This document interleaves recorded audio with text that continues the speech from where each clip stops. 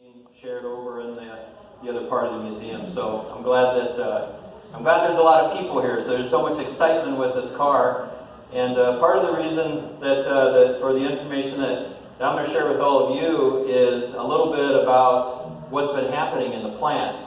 So of course Taj is here, and Kirk and the team, they will be talking about the product. What I'm going to be talking about is what we've been doing in the factory to make all of the cars that you see a reality. So that's kind of the topic for the day. I have to say that it is just an unbelievable feeling when you have now the opportunity to see these cars on the road. I've had the privilege of driving them for the last few weeks. Now we would call saleable vehicles. And I'll tell you, there's a lot of good things that come with being able to drive these cars. Can anybody imagine what the downside is? Anybody? Yeah, it takes 45 minutes to get fuel. Right? So you can't stop anywhere without people wanting to talk to you about the car and videotape the car. I've got a few people, some of them which are museum employees, that I've accused of being stalkers, because wherever I am in Bowling Green, it seems like certain people just show up, which is, so maybe I have a GPS chip implanted in me, I don't know.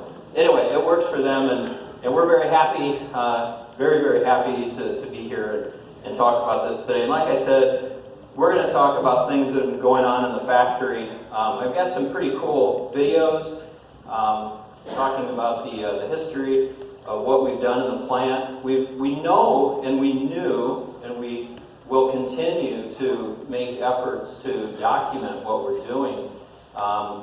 Nowadays, it's more than just photographs that get put into a box. We have the ability to take some videos. So we have some videos that have not been seen in public for obvious reasons, because I like my job. And you're going to see those for the first time. There's just been a very few people that have seen those, really the people that helped prepare this presentation. So with that, let's get on with it. So the topic is, how did the dream that we're experiencing now by looking at this awesome car, how did it become a reality? And like I said, it's been a journey. I've been here now over 4 years. When I first came here, the start of the paint shop, blasting of limestone, and I was told, and I couldn't talk to anybody about it, that there was this huge project that was going to happen over the course of the next few years, and now it's here, and we're going to talk a little bit about that and talk about some of the things that you may have been able to put together in the past, but we'll share some of the rationale and why those things happen. First thing that we're going to talk about, this is the very first car that was built in Bowling Green. So this was last year, and I'll leave some of the time frame out of it. But this is what we do in manufacturing. We're trying to figure out how we can assemble the car. So we want to use, in every case that we can, the tools that we are going to use in the factory when we're doing serialized production. So you'll notice that if you've been in a plant, the carrier that's underneath that car, that's our trim carrier. That's where the cars come down and the first time they start moving through the factory. That's what the car's sitting on. So we're trying to replicate it. During these processes, we've already developed all of the standardized work for the roughly 250 different operators. What are all of these individual people going to have to do to assemble the car? And we're checking to make sure that our thoughts have been captured correctly into these documents that are used for the training. And this is the result. So it's very, very slow. Yeah, I gave all these people energy drinks. So it's really sped up quite a bit, but this is how we learn. And what you don't see is the body work and the assembly and the welding of all of that. This is simply just all the things associated with the general assembly. And as we go through and we dissect that a little bit, so what did you just see? And this is a snippet of the videos that went on throughout the course of the day. We had this idea to simply put GoPro cameras and mount them in different parts of the building. So they would just record everything. So you saw one day of what took 3 weeks of effort to put the first car together, and it was a lot of work. A lot of people were involved to make that happen. So what you see in the photo is the next topic, and this is one of the images from the video. The first thing that you'll notice is that obviously we're not on the line. And let's just go back. If we took this car and put it online and took 3 weeks to produce that car, that means we're not producing anything else, that's when Kai goes and works somewhere else. So we don't like that, and so the idea is that we have to do things offline and use as many tools as we can that would replicate what happens when we move that. The other thing that we have is that this is replicating all the things that happen in what we call the trim area, the first part when we call a car comes down and moves in. We also have a chassis sub. It's kind of obscured there, but if you've been in the plant, not many people have been in the plant, but some people have. And you've seen videos in the past of these AGVs that have the chassis that's put together. So all the chassis components, the engines, the transmissions, etc. That's over there, and the work's going on. Also, we have the IP sub-assembly, so the instrument panel. All of the work there is going on off to the side to help put this part together, because eventually all these parts have to come together to produce the whole car. So a lot of different people in the video, or in this picture, doing a lot of different things. And I put this last little bubble up here that's behind me. It says just group. So we have, during these times, we have manufacturing engineering teams from Michigan. We have a product engineering teams from Michigan. We have our localized teams and our localized engineering organization on all the teams that are supporting the build, that have been spending time in Michigan on some of the other activities. All these people are with us, in this case in Bowling Green. So here's kind of the next shot. What you see in front of you in the foreground, that's the engine. This is the back of the car, obviously. And that's the little AGV, not so little, but that's what we build the chassis on. And what we're doing here is we're simply trying to use all the systems and processes that we need in the plant. So we're debugging all this. What's really unique is that you see the car is on the carrier that would be moving it through the factory. But once again, we want to simulate what it's going to be like in the plant. So we modified this car lift. In the previous part of the video, you can see we put about a 5-foot piece of steel underneath the lift, so we could simulate having the car in the air. And then the AGV with the chassis goes under it. And then that's actually a really cool shot. The one bolt that holds it together. There's more than one, but that's the one that we took the video of. And then you can see the whole thing going together. You see all the sensors and whatnot on the AGV. That AGV, with the way that we run our operations now, it has to be able to produce the current car and the new car. So it's extremely complex, you can imagine. And I guess it would be fair to say that all the systems and processes that we have in the plant right now, we're using the same line. So we produce both cars most days. We're in full production of C7, and then we interject the new cars into the line, and they need to go through with relative ease, which makes all the systems and processes that much more complex.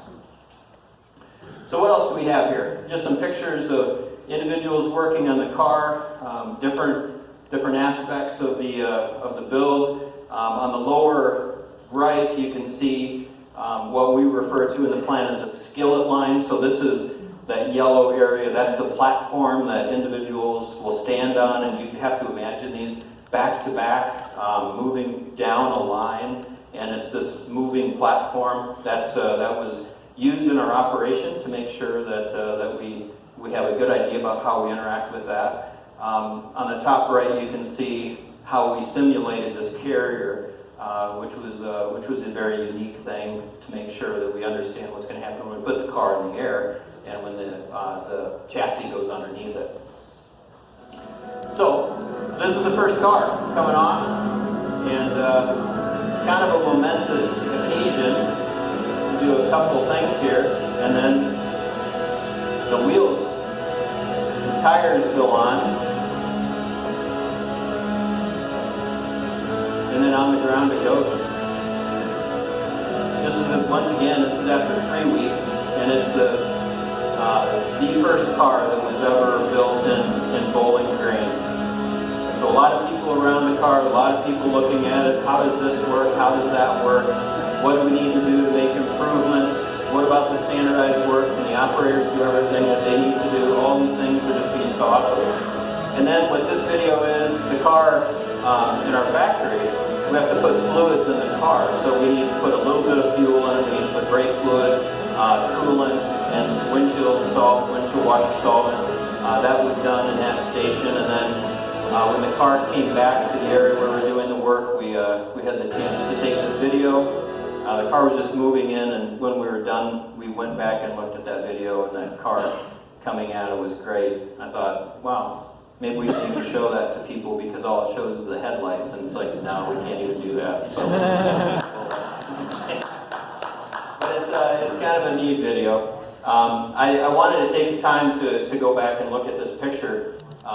This is if you've been around the plant, maybe around what we call Ring Road, you've noticed we put up a little barrier on all the chain link fences, so you guys can't see anything. It works sometimes, most of the time, not all of the time. But inside the plant, this was the first time that even the people in the plant had seen the car. So look at what you see. It's like we have these curtains that surrounded the whole car as we were prepping to bring it into fluid fill. And we did that not while the line was running. We rolled it up and we put this artificial wall around. Not only that, but we had a car cover on it, so when we moved, we had, the cars, until very recently, they never saw sunlight. We could never let them see sunlight for the risk of somebody getting a photograph. And yes, we have drones flying around the property on occasion, and yeah, that's the sport that we deal with, I guess, which is good. The other thing that's kind of interesting, you'll notice, I have it down here, I took it off. But this yellow lanyard that you'll see with these employees, it was one of the ways that we used in the plant to determine who should be and can be in eyesight of the car. So if you were an individual in the plant, maybe a visitor, if you found your way where the cars were moving through the plant, you didn't have this yellow lanyard, which you would not have been because we controlled who got them, then that was a visual indication that who are you, what are you doing, and we need to move you out of the area. It was helpful. It's kind of what we do in manufacturing with some visual cues. So anyway, that's just the first car. The next one that we have to go through, I wanted to share some of these statistics.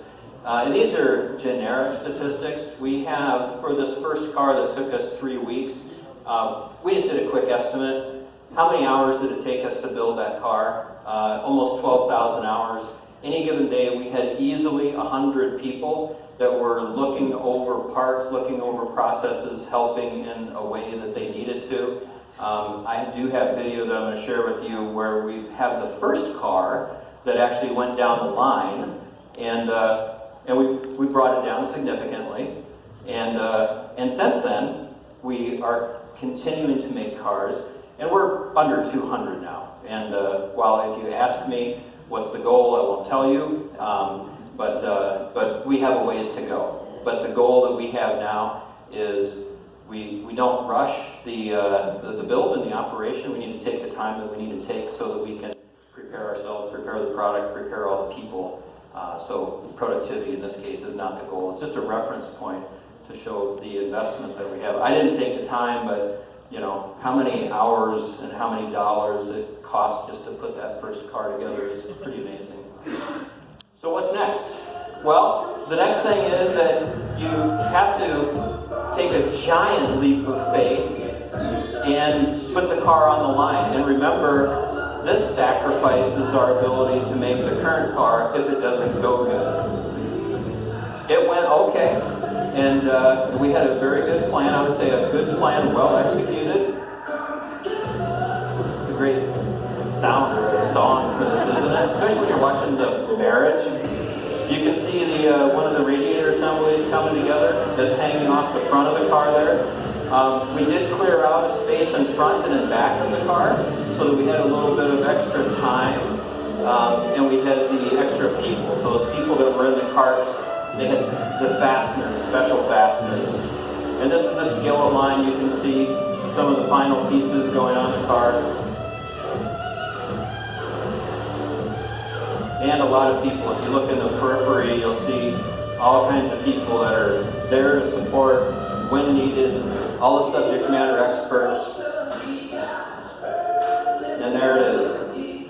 The cars, you'll notice, they're camouflaged. They were camouflaged from the paint shop. So before the panels even got to the general assembly line, they were already camouflaged. So we would never risk. And this was an awesome day. Everybody has a yellow lanyard, and Taj jumps in the car. Yes, it did start the first time, and he and I had the chance to drive away the very first car online in Bowling Green. It was a great day. Everybody was really happy. I was, for sure.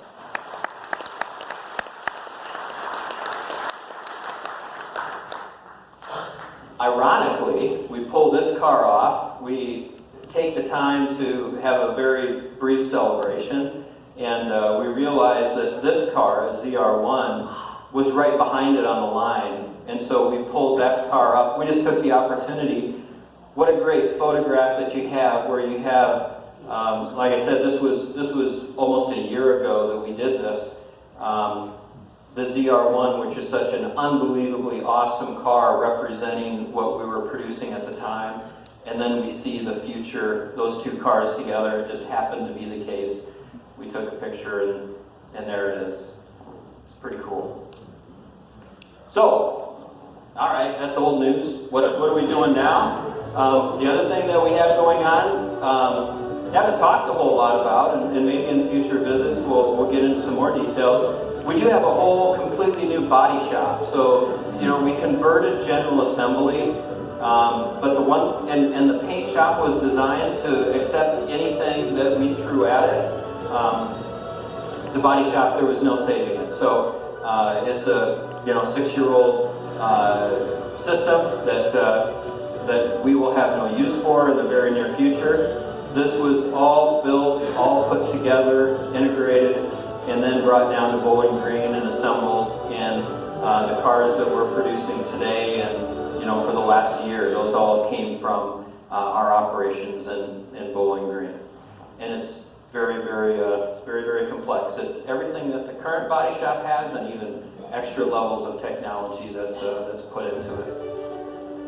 And then what everybody really likes to see is paint shop activities. So this is new parts on these carriers that we refer to as scucks going through the paint shop. And yes, these are sped up also. I think it's 4 or 5 times the speed. But these are, obviously this is rapid blue, the new color. If you see one out in the parking lot, it's a color that I picked to drive. I think it's an awesome color. And then here's the new yellow, which contrary to what the internet might say, we have not produced one of these cars yet. So if you've seen one, it's internet hype, fake news. I don't know who made it, but it's at least it's good for a story. But yeah, so you can see this new car with new colors, all these things that are going in. So from start to finish, it's been an interesting few years. This slide is just put here as a placeholder. Of course, what you see in the left-hand side is a ZR1, and the ZR1 is one thing that is a part of history as of this month. The first week of the month, we finished making ZR1s forever. This week, we will finish either today or tomorrow. We'll finish convertibles forever. If you all remember, orders for the C7, I think that it was April 23rd that they were finalized. And all those were taken in. We could then look at what the orders were, and we had a structured approach to how we wanted to bring the C7 production to a halt. And that meant that the ZR1 would be finished, convertibles finished this month, We have 4 of the low-running colors that are going to finish this month, and then we continue to wind down. We do continue to produce the Z06 Stingray Grand Sport until the end of production, and we just continue to drop colors. Many of you know that the last car that we build is going to be the Z06, and that was one that was auctioned off for an incredible amount of money. So we have that to deal with, and some people might think, well, yeah, it's difficult to start up things. It's also very difficult to stop things. It's like this inertia that you have in any operation. Getting it to work is very, very difficult. Trying to slow it down and to make sure that we don't over-order and we anticipate every eventuality is orchestration in and of itself. So sometimes stopping things are very, very difficult also. We want to end with no parts left over and perfect quality, etc. Okay, so like you guys visiting Bowling Green, we also get a chance. I think that I can officially say I have the most sought-after conference room in the company. Everybody and their brother has made up or will make up a reason to come visit our factory and have a meeting. That, anyway, they could probably do over a phone somewhere anyway, but that's anyway, a different conversation.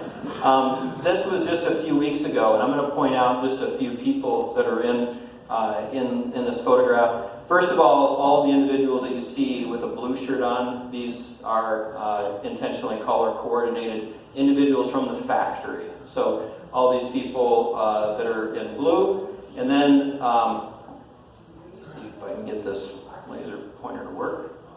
Yeah, so a couple very, very, very important individuals. Of course, we see Taj here, right front and center. You all know him. You probably don't know this individual. This is the president of our manufacturing operations globally. His name is Gerald Johnson. He came down to visit, so I'll give you a little idea about who's who in this picture. And then tucked away in the back here, this is Mark Royce, who is also a giant supporter of this car and has to be given a lot of credit to making this car happen. He came, this happens to be my boss, and then I'm back here in the back. And so we have many, many of the vice presidents of the company here that came down to celebrate an event. And what would that event be? What might that white car represent? That's the first saleable car ever. And so that's another giant piece of history. This car will go into the GM collection, and it's another very significant day. Proud papa for, well, proud parents, maybe we would say. We have joint custody of this car. I didn't know where I was going to go with that. Okay, so, and then the other topic that we're going to discuss real quick, what else are we working on? And of course, majority of you know that we have said that we're going to add a second shift. This means 500 people are going to be needed, roughly, a rough number. We've got about 200 of those 500 people here already in Bowling Green. They're being integrated into the processes and going through training. It's a big deal to start up a second shift, especially a second shift right at the start of production.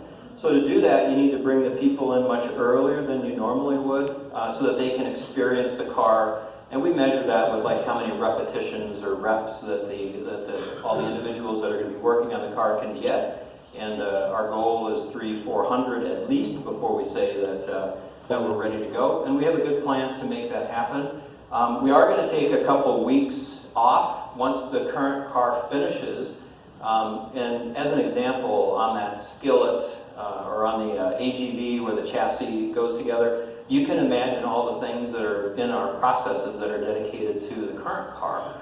We're going to take a couple weeks and just clear all of that out, try to declutter, and then we're going to refocus on all the aspects that need to be dedicated to the 2020 Stingray. And then, I guess, when we start production and it becomes a reality, not just for some of us that are driving the car or a picture or a videotape, it will become a reality for those that choose to buy one, which I hope is everybody in this room. It should be, or something else.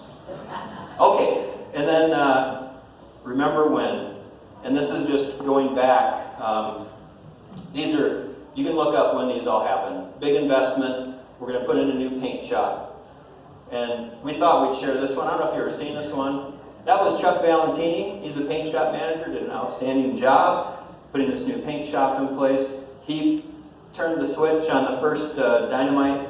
We were dynamiting for 6 months, 2 times a day, to get the bedrock taken out so that we could build the plant.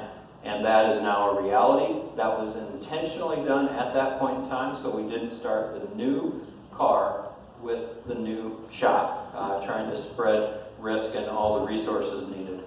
The next one was all the investment associated with the General Assembly. And once again, we're going to have to make both cars at the same time. Let's do it before we need it, not as a drastic effort once we need to start the new car. So as you know, 2017, the end of the, towards the middle of the year in August, we shut the plant down. We came back, and we made the current car a reality, and we set the stage for the new car. And this is just a quick video. When we did that, it was breathtaking. I walk out into the plant, and literally, if you had a bowling ball, you could roll it from right to left, north to south, east to west, however you want to measure it. It was all new, and it came to a completely new layout. And if you've been in one of these presentations before, everybody's always asked, well, why did you do this and why did you do that? Now I can say, we did it with the mind of the new car, and I made up stories about the existing car. And I'm still here. A couple pictures of the new car. It's just unbelievably outstanding. Like I said, we're so proud of it. Everybody that's in the plant, this picture was actually taken when Mary Barra, another one of the visitors, came to our factory. She came to celebrate the fact that we had the accomplishment of the car. We had achieved some very high quality metrics, and she came down to personally congratulate everybody. And everybody really loved that picture. And that's it. That's the material that I have. I will open it up for a few questions if you like. And a personnel process question. You got 500 people. Yes. They're coming from other plants that are closing. It's a good question. So the question, to make sure everybody can hear, where are all the 500 people coming from? And the reality is that we are bringing those from other locations within the company. Ironically, I was talking with the Chamber of Commerce president here in Bowling Green. His name is Ron Bunch, and I said, yeah, you know, we have people that can come here and help us, and he said, oh, that's just awesome. I really thought that there would be this predisposition to get people locally, etc. The reality in Bowling Green, if you guys have been driving around, look at how many new apartment complexes, businesses, earth and dirt that's being moved. Unemployment level is so low here, all we would do is create a problem for the community, because we probably could go take people from other facilities because we have better pay structure. It just moves the problem around. So in the end, it's a really good thing that we have a chance to move people here at Bowling Green. And we also get people that know how to build cars, which is also a helpful situation. Now the follow-on to that was, are they going to all move here and live here? Are they going to have computers or geographic bachelors? Well, yeah, that happens no matter what the business is. Everybody will have to make their own personal decision. Yeah, so if you have a child that might be in high school, yeah, you might, your husband or wife, depending on who's working, they might stay and let their children finish school and then move here. So it's all situational based. Yeah. Another question right here. Very convenient to this right-hand side. I was just curious if you've already scheduled a yellow car for production. We have scheduled a yellow car, and I don't know when it is. I honestly, I don't. But I would say that the car that you saw being painted here in the video, that was taken just last Wednesday, I believe. We wanted to get video of new colors, and so we didn't make it just for fun. I would venture to guess that within a few weeks we'll have a new yellow car. Yeah. Anybody else? Out in the back there? Yes, with your new flexible assembly process, are you going to be making other model of cars like the Cadillac that you did years ago? No plans for that, and if we are, I don't really know anything about it. We're focusing on the current car, and honestly, I'll lead that in. You know, we are adding a second shift to our operations. There's a tremendous amount of effort and energy that's tied to bringing that in. The worst thing that you can do is bring that in and then have to take it out from a volume standpoint. And I would tell you that I was actually, I was really nervous about that. And after seeing the response that all of you guys have given feedback to us and to others on the program team, and with what has already been announced regarding convertible, regarding right-hand drive, et cetera, and the fact that I think that this new car is going to reach a new demographic that's never been touched before, I personally believe that this new car is going to create young kids that are going to become the people that are on the stage and in the audience in the future. All of us have the story of the first car that we saw that made them of people to do what all of you and myself are doing here, which is exciting. I'm really happy about that. Yeah. I think at one point in time, maybe a year ago, you were, I hope I'm saying this correctly, quoted as saying 28,000 maximum annual. Then Mary comes in and we're going to do a second shift and we're adding 500. Are you looking at more production than what you did with C7s on an annual basis? The company line here is that we don't talk about projections from a production standpoint. But what is very widely known, and I've shared this in the past, you know, we make a certain number of cars a day. If you really wanted to go work and figure that out, you could figure out that, and then you add a second shift on. It's easy math, it doubles, you can work some overtime. All of these things go into what our production capacity is. Honestly, with what we have in the near term, we are going to be highly challenged as it relates to our supply base. Because we make, you know, all of you who might be buying a car, we're guessing that we picked exactly the ratio of high-end leather versus base car, or Z51 versus not. If we didn't pick those ratios right, because we don't have the ability to provide 100% Z51, if that's what everybody ordered. So we'll initially have a normalization of our manufacturing based on the demand, what people want, and how the supply base was set up. It'll be the challenge for us. That'll probably pace our operations. Right here. What is the C8 $189 bill dollars compared to the C7 bill? When I said that, I said that I wasn't going to make that comparison, so I appreciate you following up with me. I like to think that I'm consistent, and I'll pass this test.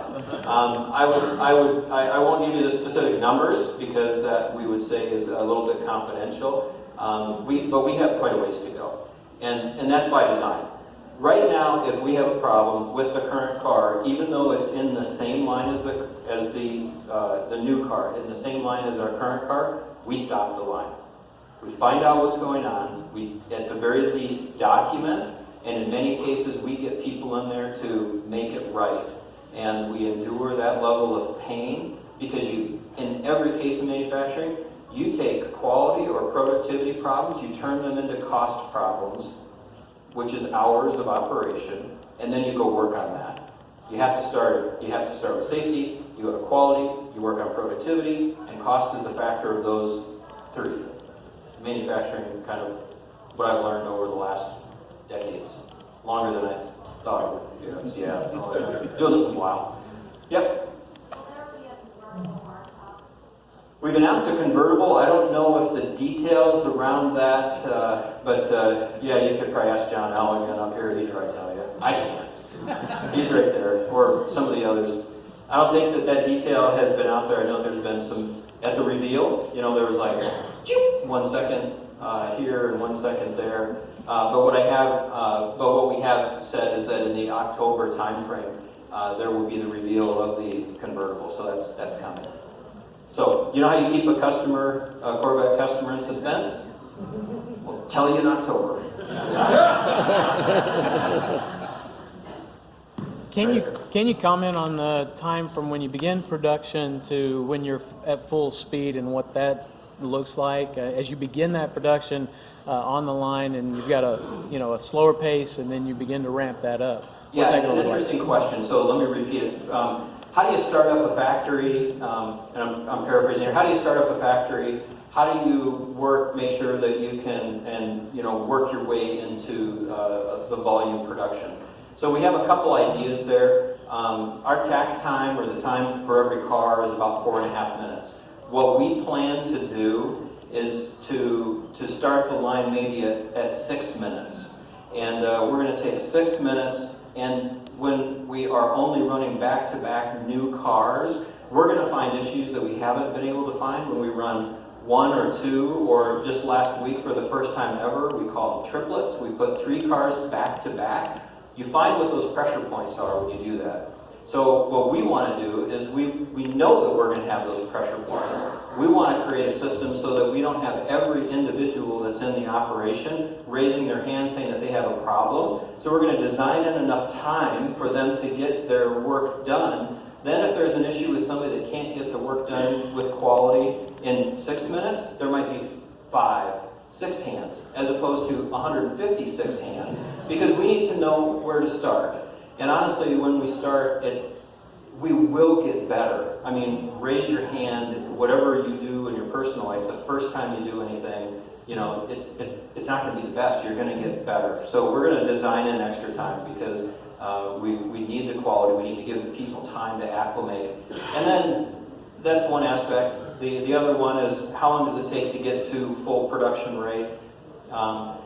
Industry benchmarks and our studies and our plans say that it's 6 or 7 weeks. Now, there could be other reasons for interruptions in there, supply base or whatever, but you get 400 or 500 repetitions in most jobs that people can pretty much get things figured out. And then you got to continue working. Great. Thanks. Other aspects. Mr. Elkin. Ty, I did not hear you say that starting in week 7, the plant tours and buyer's tours are starting. That's right, because I didn't say that. Yeah. So, but I would make this comment. It's a common one. If nobody would ask it, I would simply just volunteer it. What about opening up plant tours en masse? So it connects with what the question and answer that I just said. It takes 6 or 7 weeks at least just to get up to where you need to be. We need to have some time to stabilize that, and the commitment that I always reiterate is that as soon as we can open up plant tours en masse, then we're going to do that. But I don't want to have that. I don't want to be premature in that, so we're guarded. But while it might not be the favorite thing for people in this room, we take the same perspective in making cars every day. We want to do it. We want to be prepared, and we want to do it right the first time. Yes, sir. Trivia question. Why don't the workers wear Corvette work shirts? So the question has come back and forth a number of times regarding, maybe I'll call it a uniform or a Corvette shirt. At the Bash, we do provide some shirts. We don't have a program where everybody wears a common uniform, and that's really kind of, honestly, it's a little bit about American culture, individuality. Not that I'm not saying I'm not buying or selling on that, but we haven't seen that would make a tremendous improvement in any specific metric.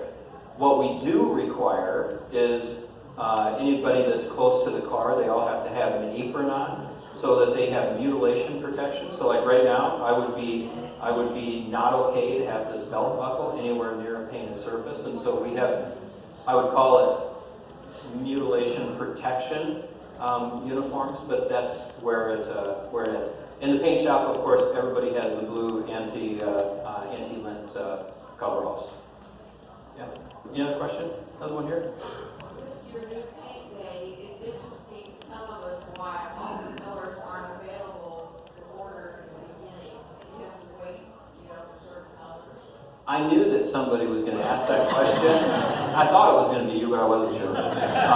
So why wouldn't we want to start up day one with completely don't know who's going to want what color? Why wouldn't we just let everybody have everything day one? It's because of this question that was asked before. We have to have a structured approach, not only in bringing the C7 down, we need to have a structured approach in bringing it up. So if we start with 12 colors on day one, it's just a lot to ask, because we need to have inventory of panels. We don't paint like anybody else does, and so because we paint all the individual panels, it just creates more complexity than we need. So what we really wanted to focus on is we wanted to get the first colors done really, really well, and the next ones will come. And it's just going to be a few weeks. It's honestly, I think that the schedule is 5, maybe 6 weeks before all colors are in. During this time, we're also, again, pursuant to the previous comment, we're ramping up production. So from the number of cars between starting and all colors, it's not going to be a tremendous amount. But that's why. It's not, oh, we don't, we're not going to give yellow to certain people because it's January or something. It's just to reduce the complexity. It gives us the ability to focus and have a better start.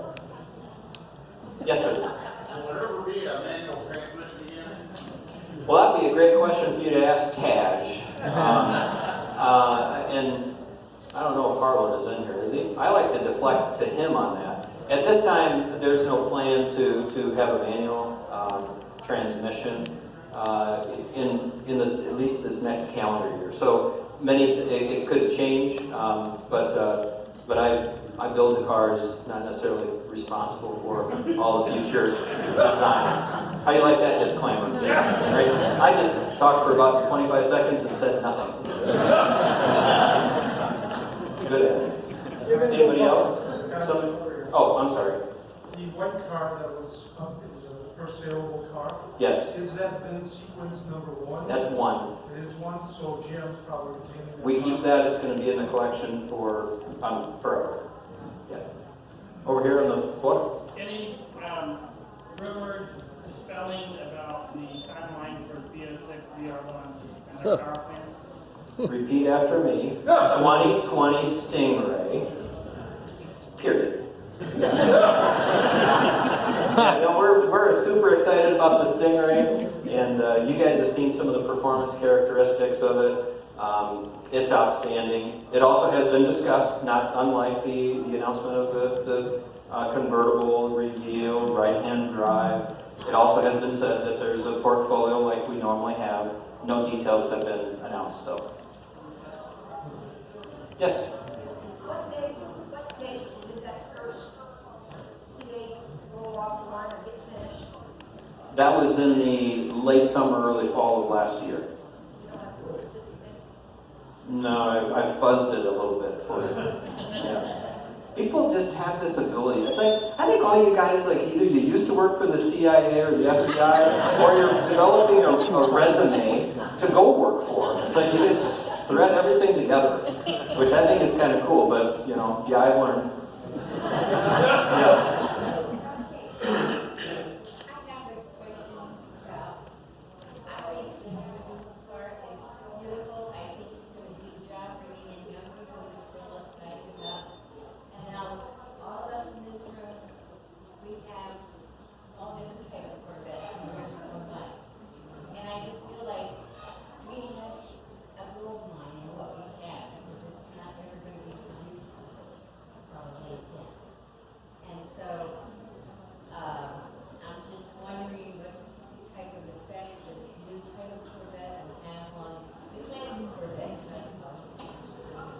There's probably a lot of opinions on what would happen there. I wouldn't even care to speculate. I mean, years gone by, it used to be the 20-year rule with Corvettes. After 20 years, they start appreciating. but then you can go and maybe you go look at some of our competition. What happens when they bring new models out, and what happens to the previous ones? Hey, in the end, the C7 is an absolutely fantastic car. The C6 is a fantastic car. They all have their own unique situations and points in time. So I really, and honestly, I don't spend a lot of time comparing them. I think that you should just celebrate what you have and be part of this new thing, because it is outstanding. It's great. Okay, who has the time? What time is it? 12:30. 12:35. Okay, I got about 5 more minutes, and then we'll probably clear things out. Right here in the red. When would you see the first right-hand drive come off the line? Hasn't been discussed, and it's just another secret. Yep. If I were to place an order today, when might I expect delivery? That's, yeah. Boy, wouldn't you like to know? there's so many dang variables in that. It's like, I'm not falling for that. I did not just fall off a turnip truck. I'm sorry. I shouldn't feel it. I don't know. I mean, who are you going to order it from? Do they have an allocation? Et cetera, et cetera. So, I mean, if you place an order in the dealership, all the allocations for 2020 have been given to the dealers. Every dealer, they know how deep they're going to go. If you get on that list, and if you're the first one, and you don't have a car that is in some level of restriction, et cetera, then you can start putting it together. Well, I would say that there's a lot of people that are in line. So I'd shop your dealers for sure.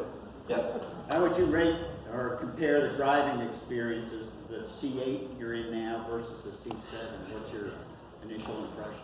I really hate to make drastic comparisons and say that, because the challenge with that is that you then say, oh, well, this to that. What I will say is that it's a very different driving experience, and it is just outstanding from every aspect. I've driven a lot of C7s, right? I've been here long enough. I was almost here for the launch, not quite. I've been in Grand Sports. I've been in Z06s. I've been in ZR1s, and got tens of thousands of miles on these cars. And I would just tell you that the new car is everything that it's cracked up to be. Everything that you would expect and more. And you just look at some of the performance metrics, right? It works 0 to 60 in what? Sub 6 or sub 3? Top speed is crazy, and more of this information is going to go out. I was talking with Harlan last night, and it has been said that in a month or so, cars will be going to magazines to do more testing. You'll start seeing what the true capabilities of the car is. So there's more to come. But there is a distinct difference. If you were blindfolded in each one, you could tell. There is. There is. The seating position being up forward, and you can see the road a lot better. I remember, I had a 78, I had a 69, and I actually put like a little cone because it's so hard to see the front of the car in those. Now this car, it gives you a much better visibility looking forward. It's great. You guys will get a chance to drive it sometime. I'm not sure when the car gets delivered, but sometime. One more question, then we'll wrap it up.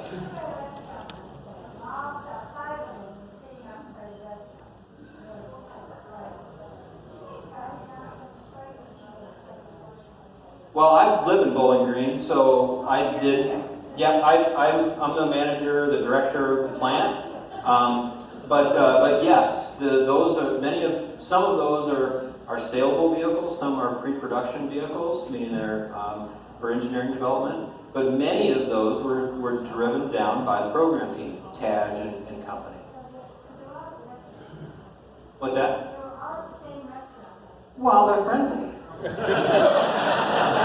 like each other, right? And we gotta stick together because you guys will surround us. It's what maybe the point is that it's very rare to see so many cars together in one place, and yeah, I think without a doubt, I don't think I know. if you're in Bowling Green, you know, you have a very high chance of seeing a car in the wild. And now that the program team is here, there's more C8s that are in Bowling Green and in this immediate area than are anywhere else, without a doubt. So you guys made a good decision. You came to the right place. What's it? They drove them here.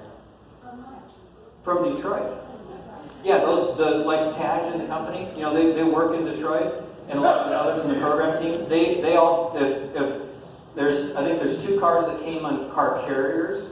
The rest of the cars were driven here, and, you know, with the exception of maybe the car that I have, and 2 others in the plant are driving cars, but they're at the plant taking care of things, so they haven't been out. Yep. Okay, well, I'm going to wrap it up there. I've used up all of my time.